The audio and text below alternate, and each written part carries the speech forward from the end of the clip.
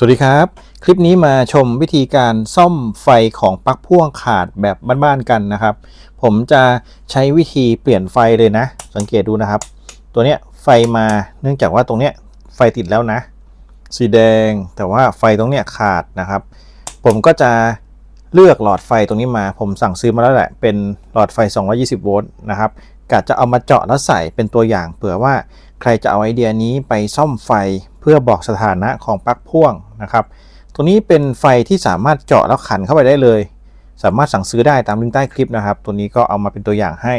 ผมสั่งจากร้านจีนมานะอะไรค่อนข้างถูกเลยนะครับมาลองทำกันเลยถ้าเกิดว่าท่านใดจะซ่อมเองก็ทำตามคลิปนี้ได้เลยนะครับผมก็จะเจาะตรงนี้เป็นรูนะครับเพื่อที่จะใส่แต่ก่อนอื่นคุณก็จะต้องถอดปลั๊กพ่วงตรงนี้ก่อนนะขึ้นอยู่กับน็อตนะครับว่าน็อตเป็นรุ่นไหนตัวนี้ต้องใช้น็อต3แฉกสังเกตดูตรงนี้น็อตก็จะเป็น3แฉกแบบนี้นะครับต้องใช้ไขควงผมมีไว5 24ก็สามารถใช้ได้ตัวนี้เป็นไขควงไว5นะครับก็ทรงนี้นะตัวนี้คิดว่าหลายท่านคงมีอยู่แล้วนะครับที่เป็นรูปทรงนี้หาซื้อได้ราคาไม่เกิน300นะครับ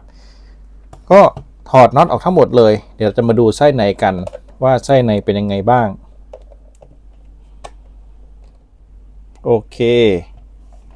ถอดหมดแล้วนะครับตัวนี้ออกมาหมดแล้วคุณก็จะเห็นไส้ในเป็นแบบนี้เนี่ยครับสังเกตดูตัวนี้มันขาดตัวนี้เป็นรีซิสเตอร์นะครับเป็นตัว R นะตัว R มันขาดก็เลยทำให้หลอดไฟตรงนี้เสียไปด้วยตัว R คงร้อนมากนะครับคุณก็สามารถเอาหลอดไฟมาบัดกรีใส่แบบนี้ได้เลยลำดับถัดไปก็เจาะตรงนี้ครับสักจุดหนึ่งเพื่อที่จะให้สามารถใส่ตัวที่เป็นหลอดไฟได้นะครับโอเคด้านในก็ขันน็อตเสร็จแล้วครับส่วนด้านบนก็จะขึ้นเป็นแบบนี้จะเห็นไฟตุ่มนี้เป็นไฟสถานะนะครับด้านล่างก็โอเคดูปลอดภัยดีไม่ชนกับตรงไหนเลยจากนั้นก็บัดกรีเชื่อมต่อสายไฟครับตอนนี้หลอดไฟของเราขันเสร็จแล้วเราก็มีการบัดกรีเชื่อมต่อสายดำกับขั้วลบนะครับตรงนี้เป็นสีน้ำเงินจริงๆผมคิดว่าสลับขั้วได้นะแล้วก็สีเขียวต่อกับ L ที่เป็นสีแดงนะครับสังเกตดูดำกับเขียวจากหลอดไฟจ่ายไฟหมดแล้วนะครับตามนี้นะบัดกรีแปะเข้าไปที่เดิมเลยนะครับเสียบไฟตามปกติเลยโอเคลองดูไฟนะครับผมจะเปิดไฟตรงนี้ไว้ก่อนแล้วก็ผมจะเปิดตัวปลั๊กข้างๆโอเคเห็นไหมครับตัวนี้ติดนะแล้วก็ตัวนี้ก็ติดแล้วลองดูชัดๆนี่ไฟสีแดงเข้มเลยสวยด้วยนะครับไฟสถานะเด่นชัดมากเป็นหลอด220โวลต์อยู่แล้วเชื่อมต่อไปแบบนี้ก็ใช้งานได้เลยตัวนี้ก็เรียบร้อยแล้วครับ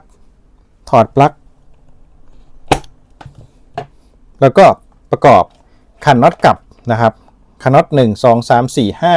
5ตัวบวก2นะครับ1 2 3 4 5 6 7ทั้งหมด7ตัวก็น่าจะเรียบร้อยดีนะครับเสร็จเรียบร้อยแล้วสำหรับการเปลี่ยนหลอดไฟคุณก็ต้องซื้อหลอดไฟตัวนี้มาเองแล้วก็คุณจะต้องมีสว่านด้วยนะสว่านตัวนี้จะเป็นขนาด15/64นะครับผมไม่แน่ใจว่าเขาเรียกเป็นหุ่นหรือเปล่าเป็น15/64นะครับผมก็จะมีสว่านแบบนี้ติดบ้านอยู่แล้วดอกสว่านก็มีติดบ้านเลือกดอกให้พอดีนะครับถ้าซื้อรุ่นเล็กแบบผมนี่ก็สะดวกเลยสวยด้วยนะครับก็เอาไอเดียมาฝากถ้ามีคำถามหรืออยากได้สินค้าอยากได้อะไรตัวไหนก็คอมเมนต์เอาไว้ผมก็เปลี่ยนเสร็จไปแล้วคู่หนึ่งนะครับทั้ง2ตัวเลยเป็นหลอด LED ชนิดใหม่หมดแล้วนะครับสามารถทำตามผมได้เลยนะใช้งานได้ดี